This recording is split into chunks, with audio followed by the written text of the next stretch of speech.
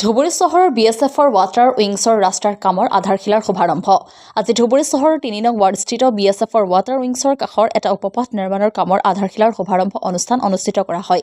বিধায়ক নজৰুল হক আৰু ধুবুৰী পৌৰসভাৰ পৌৰপতি ডক্টৰ দেৱময় সান্যালে এই ৰাস্তাৰ কামৰ শুভাৰম্ভ কৰা পৰিলক্ষিত হয়। উল্লেখযোগ্য যে বিগত বহু বছৰ ধৰি ধুবুৰী চহৰৰ BSFৰ ৱাটাৰ উইংছৰ মূল পথছোৱাত জৰাজীৰ্ণ হৈ আছিল যদিও অৱশেষত আজি ২৮ লাখ টকা ব্যয় সাপেক্ষে PWDৰ ৰাস্তাৰ শুভাৰম্ভ কৰা হয় বুলি জানিবলৈ দিয়ে। ইয়াৰ ওচৰত এটা অসম চৰকাৰৰ ফালৰ পৰা ২৭,৫২,০০০ টকাৰ এটা ৰোডছৰ কাম আছিল, CC ব্লকৰ কাম। এই কামৰ শুভাৰম্ভ কৰাৰ কাৰণে মোৰ লগত ধুবুৰী পৌৰসভাৰ সন্মানীয় সভাপতি আছিল, লগতে এই ৱাৰ্ডৰ ৱাৰ্ড কমিশ্যনাৰজন আছিল, মই আছিলোঁ, আমাৰ BSFৰ সন্মানীয় বিষয়া দুজন ইয়াত উপস্থিত আছিল। আমি ৰাস্তাৰ কামৰ আধাৰশিলা কৰিলোঁ আৰু এই ক্ষেত্ৰত অসম চৰকাৰৰ গড়কাপ্তানি বিভাগৰ মন্ত্ৰী ডক্টৰ হিমন্ত বিশ্ব শৰ্মা ডাঙৰীয়া দেৱক আন্তৰিকভাৱে ধন্যবাদ জ্ঞাপন কৰিছোঁ।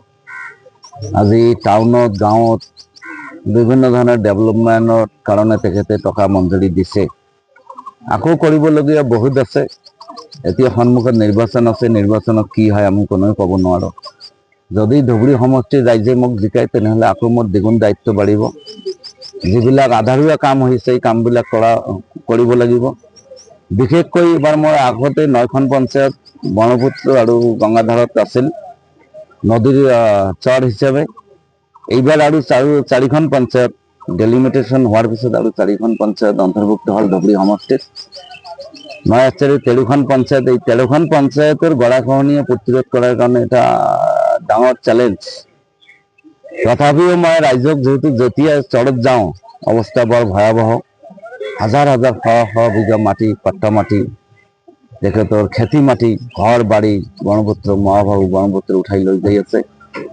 এই ক্ষেত্ৰত অনাগত দিনত আৰু বহুত কাম কৰিবলগীয়া আছে।